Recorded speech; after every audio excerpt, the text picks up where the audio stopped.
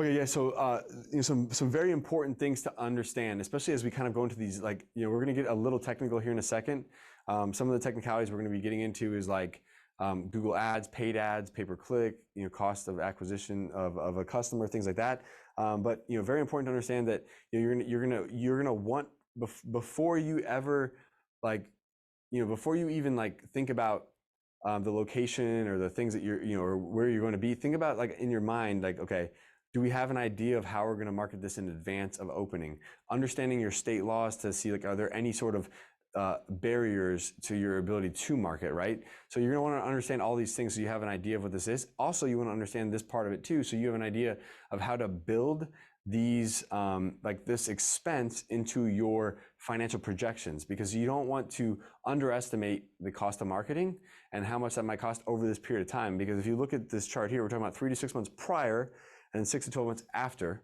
Okay, so if you take the full extent of that, that is 18 months, right? So that's an 18-month period of time that you're talking about marketing. Can you afford the marketing till you get to a point where the revenue from your adult daycare location can pay for your advertising expenses going forward, right? So have you made the appropriate budget for pre-open marketing? And what is that? What's your offer? What's the catch? What's going to bring someone in? As far as like giving you their phone number, their email, right? Their contact information. Why would they do that?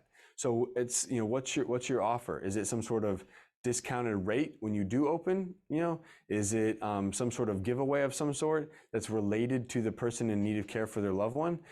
Is it a certain number of free days or a certain, rate? Whatever the case might be, what is your offer? Why would someone give you their information? Because you can't provide them services yet, but you need them as a contact. Like, why would they do that? Why would they have that exchange with you? And then how much money do you want to spend on that? Okay. What size of center do you have?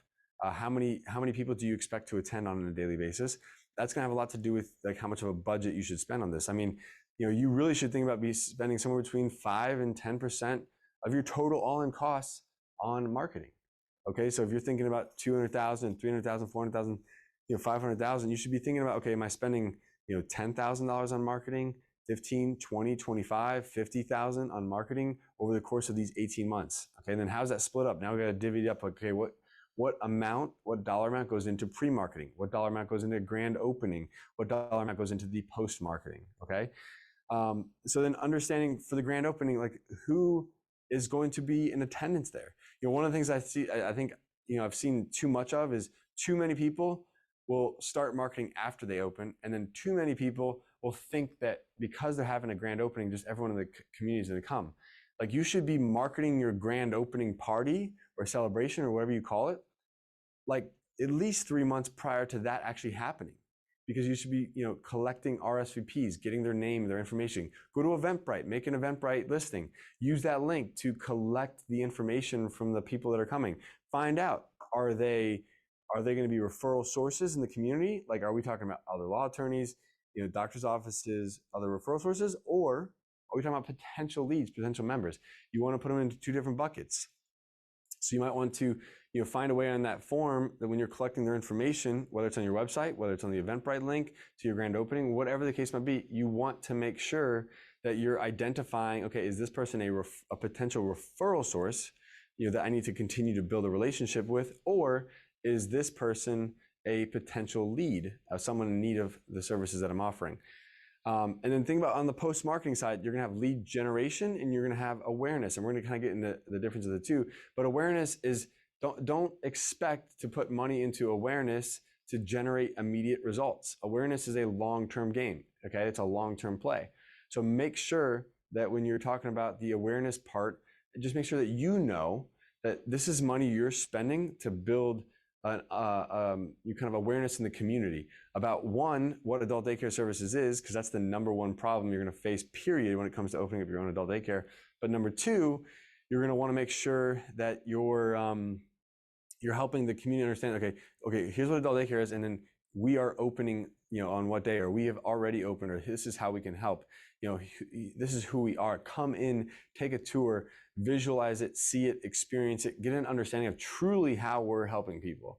Okay, so that's kind of the awareness piece, but don't have expectations that that's going to lead to to new leads right away. That's a long-term gain. The other thing you're going to want to think about on the lead gen side is like how much money you're going to put into the lead gen. Really, at this point in time, I mean, the most effective lead generation resource out there is going to be Google Ads. So it's paid ads. You're spending money on search terms when people are searching for adult daycare or adult daycare alternative.